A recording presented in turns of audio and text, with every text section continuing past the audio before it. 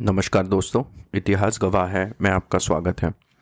आज के एपिसोड के शुरुआत में I want to thank everyone because the podcast just crossed 1,000 downloads last week और this is just because of some of the word of mouth publicity that a lot of you have done for me after listening to these episodes.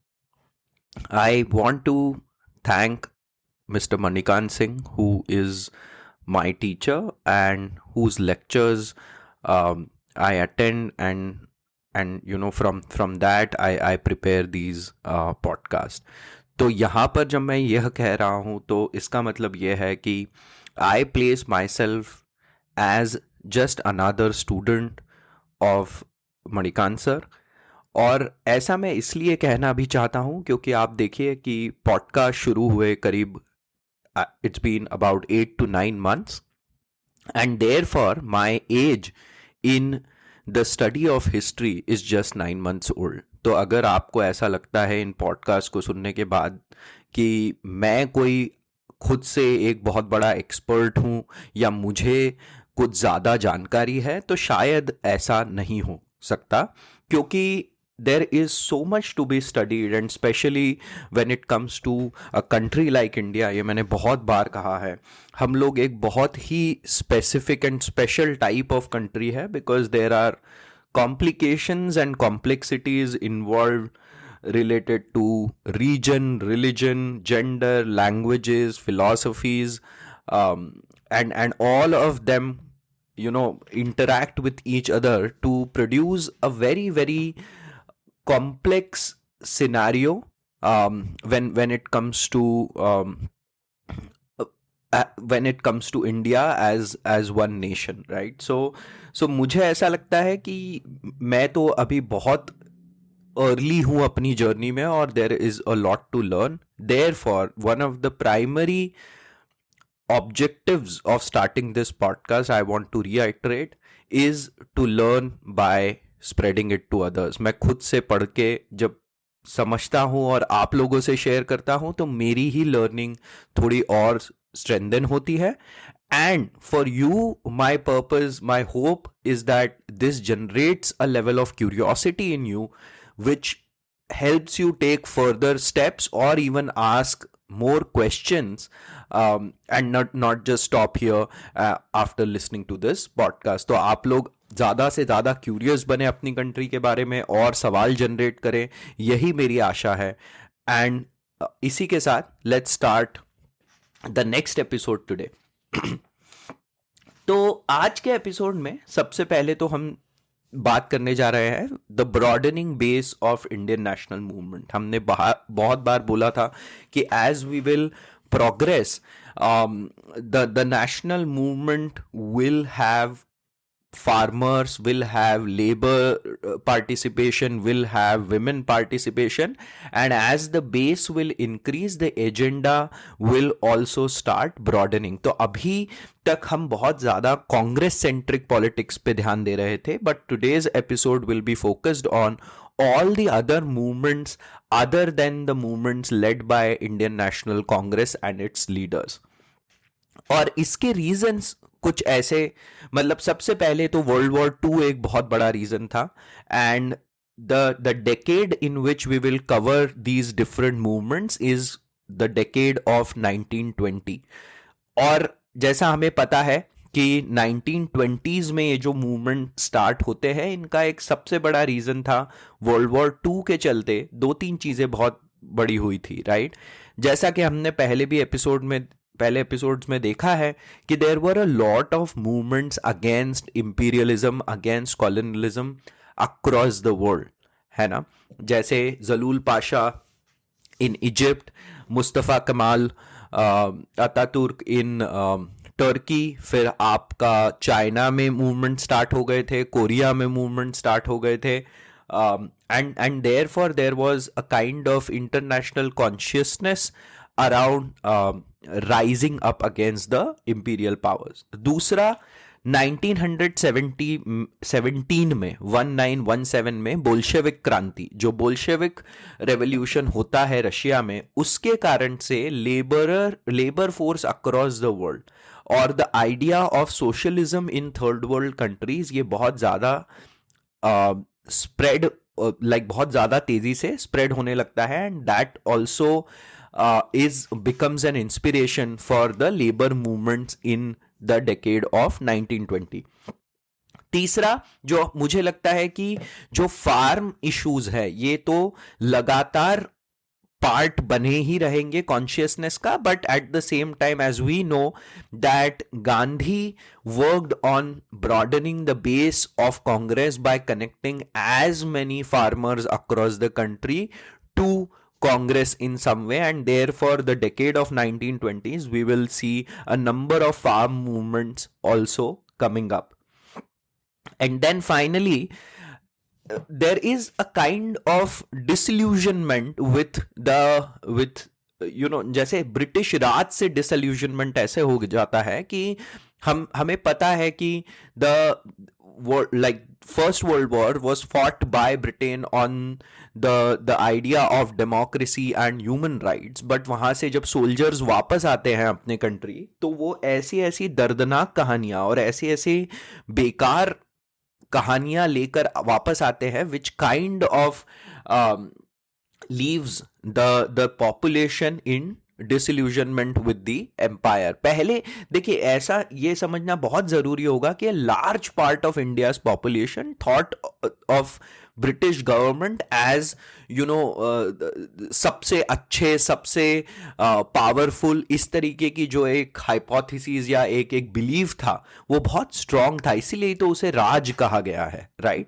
A common man would see the British government as the ultimate authority, but when after First World War, the kind of news that spread around, the kind of stories that soldiers told led to this disillusionment कि ये British राज ही सर्वोपरि नहीं है.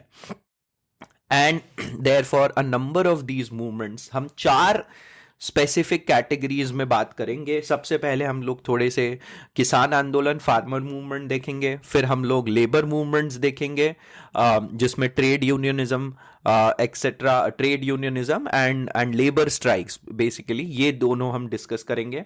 And then we will see lower caste movements, and finally we will conclude with women awareness and empowerment during the decade of 1920s. तो 1920 में 3 या 4 ऐसे की मूवमेंट्स थे.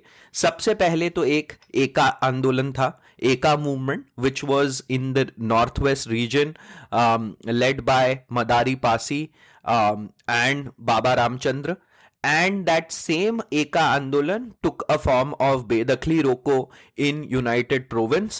And basically Bedakhli Roko ये था कि जब किसान अपना कर पे नहीं कर पाते थे, when they wouldn't be able to pay the taxes and revenue, उनको उनकी लैंड से उनकी लैंड ले ली जाती थी और उनको अपनी लैंड से हटा दिया जाता था. और इसी के अगेंस्ट एक मूवमेंट शुरू हुआ जिसे बेदखली रोको आंदोलन कहा गया. Same in north west province एका आंदोलन था, which was again unity movement मतलब इसे कहा गया. और इसका भी उद्देश्य ये था कि ज्यादा से ज्यादा किसानों पे जो कर भार है उसको कम किया जाए, जो बेदखली हो रही है उसे भी हटाया जाए. फिर 1921 में हमें मलाबार में मोपला विद्रोह या मोपला रिवॉल्ट जो हुआ था जमींदारों के अगेंस्ट. जैनिमी जमींदार होते थे, हिंदू जमींदारी वर्ग था और मुस्लिम किसान वर्ग था.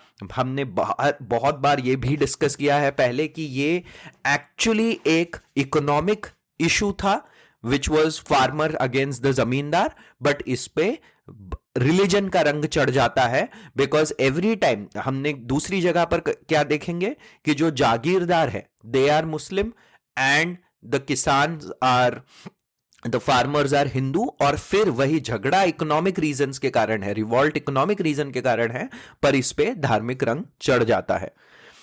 चौथा जो हमने देखा वो था बारडोली सत्याग्रह. बारडोली सत्याग्रह was in 1928 and was led by Vallabhbhai Patel, who was given the title of Sardar by women of Bardoli after this satyagraha became successful. ये सत्याग्रह क्यों किया जाता है?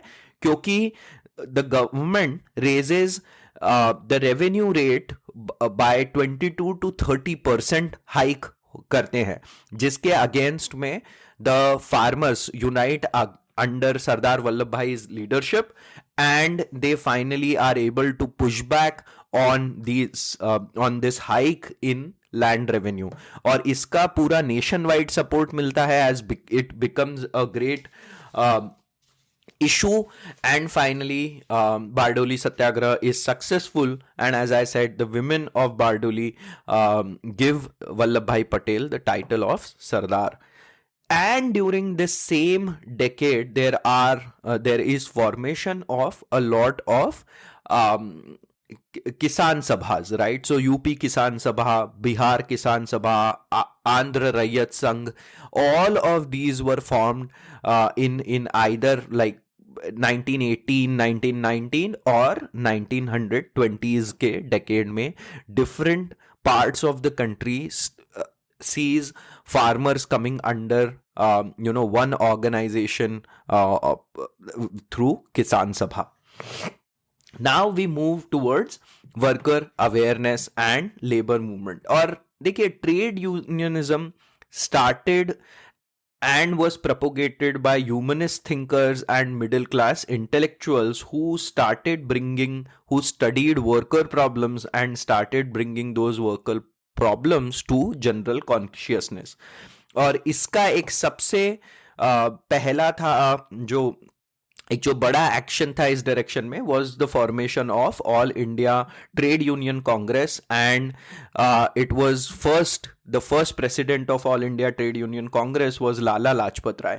और लाला लाजपत राय का आप देखेंगे तो he was someone who was at different points of time kind of in different phases. तो अगर आप देखेंगे लाला लाजपत राय का एक एक्सट्रीमिस्ट फेज था जब स्वदेशी मूवमेंट में हमने जब डिस्कस किया था, आगे चल के इनकी काफ़ी सोशलिस्ट लीनिंग होती है और इसी कारण से एक ट्रेड यूनियन फेज भी आता है लाला लाजपत राय की लाइफ में, and finally he has a phase which is more of a revivalist Hinduist, which is पुनरुत्थानवादी हिंदू. ये एक फेज भी है, and therefore All India Trade Union Congress के अध्यक्ष लाला लाजपत राय बनते हैं.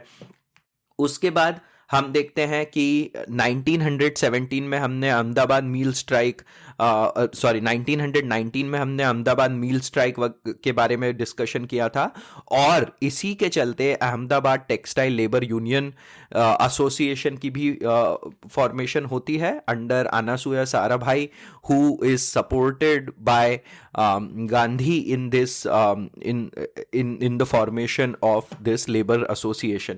अहमदाबाद टेक्सटाइल लेबर एसोसिएशन आगे चल के one of the most prominent labour associations बन जाता है कंट्री में.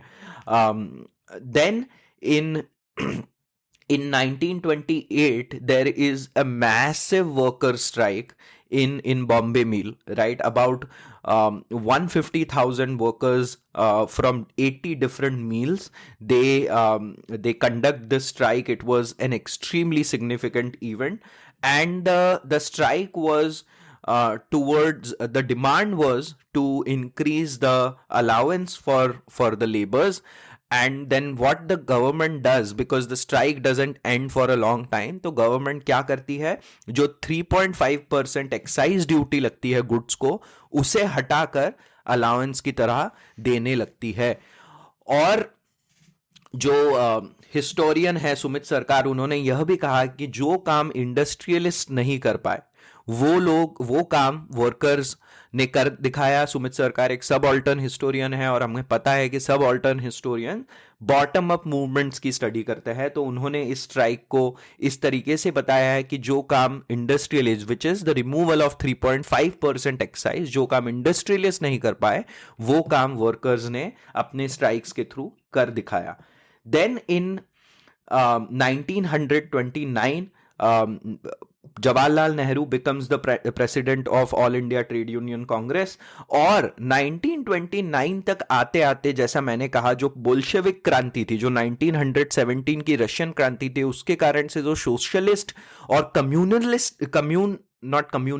सोशलिस्ट एंड कम्युनिस्ट एलिमेंट्स जो इंस्पिरेशन स्प्रेड होती है, उसी कारण से 1929 में फिर all India Trade Union Congress में एक डिवाइड हो जाता है। और इसमें एक जो डिवाइड होता है वो होता है रेडिकलिज्म। जो रेडिकलिस्ट होते हैं, जो जिनका ज्यादा सोशलिस्ट और कम्युनिस्ट लीनिंग होता है, they form all India red trade union. अभी ये रेड वही है जो एक रेड फ्लैग यूनियन है, ये उसी का नाम रखा जाता है under M N. Roy and S V. Deshpande. एक और स्प्लिट होता है All India Trade Union Congress में, which is led by liberals like N M. Joshi, who actually want to cooperate with the Whitley commission. Royal commission कुछ ऐसे प्रावधान लेके आता है for the trade unions across the country, for the labour laws across the country.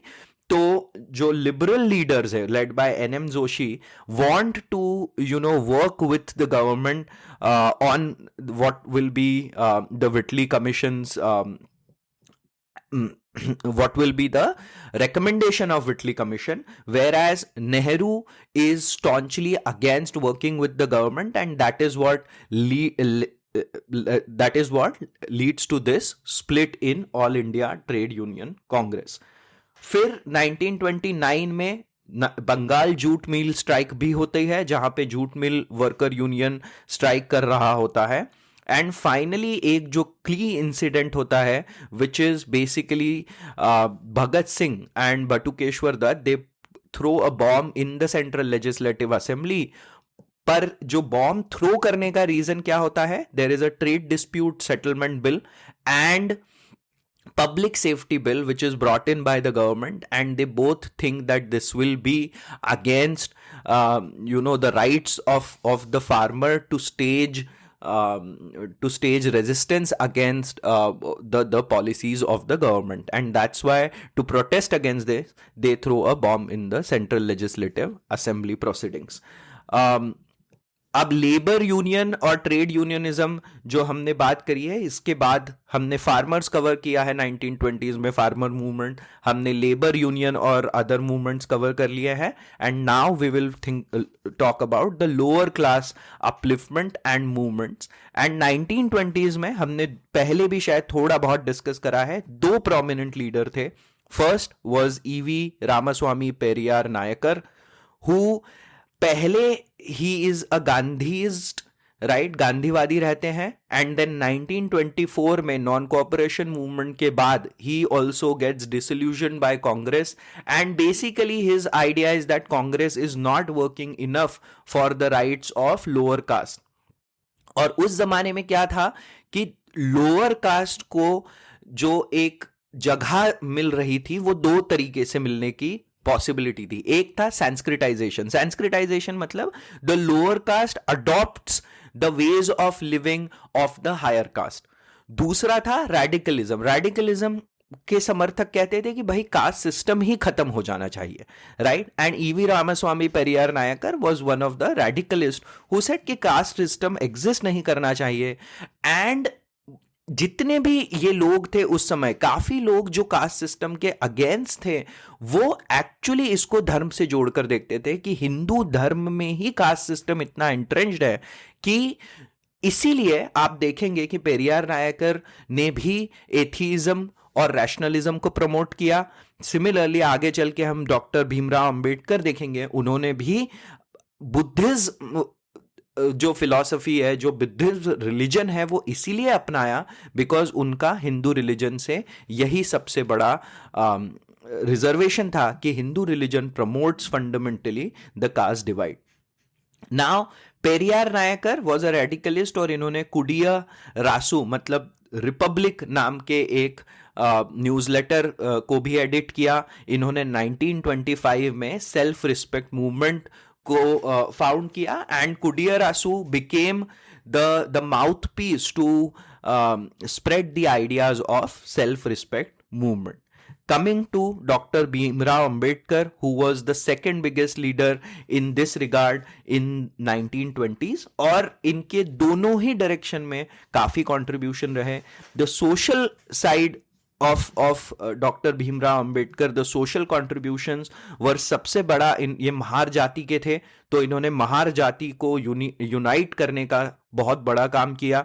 इन्होंने महार वतन एक परंपरा होती थी, और महार वतन परंपरा क्या होती थी कि आपको लैंड का एक हिस्सा दे दिया जाता था महार जाति के लोगों को, and they were suppose to then do menial jobs like disposing of the carcass of animals, the cleanliness, the menial jobs of the village were given to this caste. And therefore Bhimrao Ambedkar worked hard to abolish the practice of mahar watan.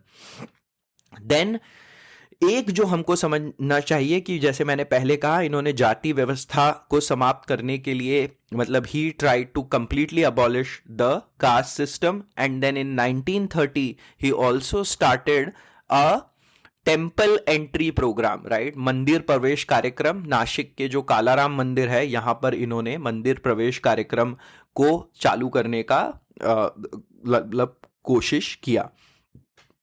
Political side पे he for the first time he started talking about the fundamental rights which should be uniform across all castes, right? So that is where the idea, like he started talking about the idea of fundamental rights for the untouchables, for the lower caste people, and he also demanded a separate electorate for the lower caste people. यहां से हमें यह भी समझना होगा कि he had some kind of that misalignments and lot of disputes with Gandhi as well. अब देखते हैं कि क्या ऐसे थे. 3-4 जो उनके मेन डिफरेंसेस थे वो ये थे कि गांधी जी कहते थे कि ऑक्यूपेशन के बेस, जैसे देखिए गांधी जी का जाति प्रथा में काफी हद तक विश्वास था, और उनका कहने का मतलब था कि जाति को ऑक्यूपेशन के बेस पे डिसाइड होना चाहिए, न कि जन्म के बेसिस पे. Whereas doctor Bhimrao Ambedkar said कि इसको कंप्लीटली अबॉलिश कर देना चाहिए, जाति को कंप्लीटली, जाति प्रथा को हटा देना चाहिए. दूसरा, अपलिफ्टमेंट को लेकर जो डॉक्टर भीमराव अंबेडकर के आइडियाज थे, उनका कहना पड़ता था कि इकोनॉमिक रिडिस्ट्रीब्यूशन होना चाहिए. मतलब जो इकोनॉमिकली स्ट्रांग वर्ग है उससे पैसा या उससे जमीन लेके जो वीकर वर्ग है उसको डिस्ट्रीब्यूट करना चाहिए. वेयर एज गांधी जी का कहना पड़ता था कि ये सोशल प्रॉब्लम है, और इस सोशल प्रॉब्लम को एड्रेस करने के लिए जो सवर्ण लोग हैं, जो अपर कास्ट के लोग हैं, उनमें कंपैशन को जगाना होगा for the lower caste people. Then Gandhi ji was never in support of reservation, because he said कि रिजर्वेशन करने से ये जो जातियां हैं ये परमानेंटली, इनका परमानेंस और बढ़ जाएगा सोसाइटी में. Whereas doctor Ambedkar, as we know, demanded for separate electorate to get these people their rights. And finally politics का हम देखते हैं तो Gandhi was more a mass movement leader, जन आंदोलन के नेता थे. Whereas doctor Bhimrao Ambedkar believe into constitutional politics, मतलब वही कि अच्छे से समझ के पॉलिसी लेवल पे कुछ काम करना है या कॉन्स्टिट्यूशनल लेवल पे चेंजेस लाने हैं to get the rights of people to them. And finally, now we will go into examples of women upliftment and empowerment during the decade of 1920. और इसमें जो सबसे prominent था वो था the efforts of Dr. Sarojini Naidu to get women right to vote. और इसमें क्या होता है, 1921 में प्रोविंशियल काउंसिल में वोटिंग का एक प्रस्ताव रखा जाता है कि women can vote in the election of provincial council, जो कि 1935 तक जाते जाते एक तो सेंट्रल लेजिस्लेटिव काउंसिल में भी एक प्रस्ताव आ जाता है, and the right for women to vote in provincial council is passed in 1935. तो यहाँ पे women को वोटिंग का अधिकार मिलता है. ये एक बहुत ही बड़ा प्रोग्रेसिव स्टेप है, because that will later ensure that after 1947 the women get the right to vote right from as soon as we have our first general election. There is also a formation of All India Women Congress by Margaret Cousins, and which starts working in the field of education to promote social, political, and economic empowerment of women in the country. India Women League, which is connected to International Women League, is also formed and led by Annie Besant and Margaret Cousins, which again starts talking about the issues of social empowerment, the issues of political empowerment for women. मुझे लगता है कि इन चार movements को, इन चार अलग अलग direction को समझना इसलिए भी ज़रूरी है क्योंकि हमें बार बार यह समझना बहुत ज़रूरी है कि अब जो नेशनल मूवमेंट का बेस है that is widening, and you have movements within the farmer group, within the labor group, within the lower caste group, and within the prominent women across India raised to talk about women empowerment and women awareness. आज के episode में हम यहीं समाप्त करते हैं. अगली बार के लिए हम लोग बात करेंगे what is the impact of Great Depression of 1929 on the Indian National Movement. सुनने के लिए बहुत बहुत धन्यवाद. Until next time, जय हिंद.